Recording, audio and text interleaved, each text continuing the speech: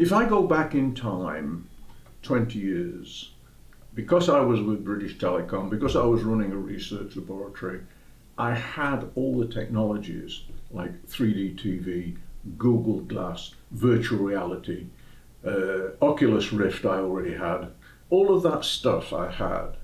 And I set up to do a number of things. I worked with the military.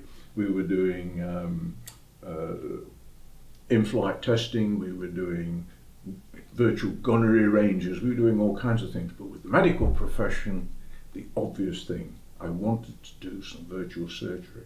So if you go to a teaching hospital, you find the surgeon operating on a body, and up in the gallery, sometimes with binoculars, are all the students looking down into the body, watching the operation. I thought, I can fix this, because with a couple of cameras and a microphone, I can have all the students wearing VR headsets, and they stood in the surgeon's head as he does the operation and describes what he's doing. What a wonderful teaching tool.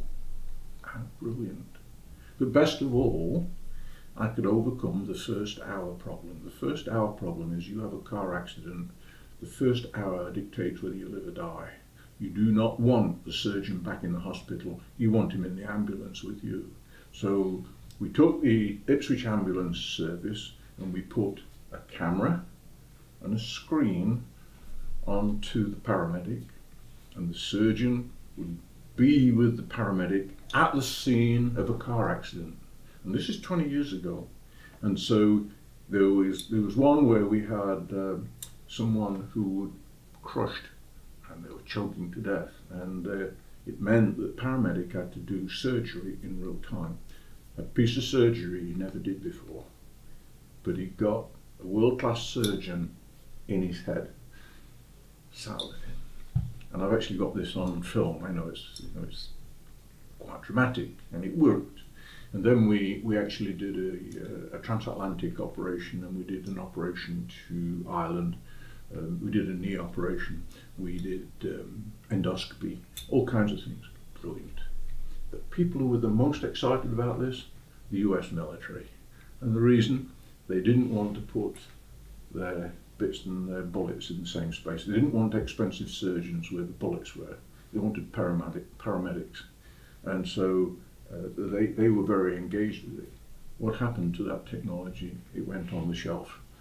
And why? Why? Because of people. It doesn't matter what you invent, it doesn't matter what you do.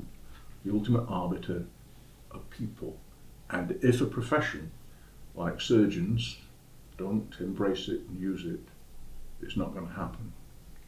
And I came to the conclusion we really had to wait for a whole raft of surgeons to die, to be replaced by youngsters who would pick up the technology because they were steeped in technology and they were willing to try anything. And I think the time for that technology is now, because we have a lot of new young surgeons. They're late 30s. They've been in technology. They've had more or less had computers all their lives, and they're good for anything. And I think that's one way of magnifying the power of the surgeon. And so what I actually see out there is you go to a teaching hospital, you'll find an old surgeon who's doing 3 operations a day, and you'll see a new surgeon who's doing the same operation and they're doing 10 operations a day, but the old guy will not learn from the young guy. This is a way around that problem. And it's a way of teaching people in the second and the third world. It's a way of transporting, if you like, teleporting capability anywhere. And when I started this, I did not start it with a view to surgery. I started this with a view to repairing high-tech equipment like jet engines.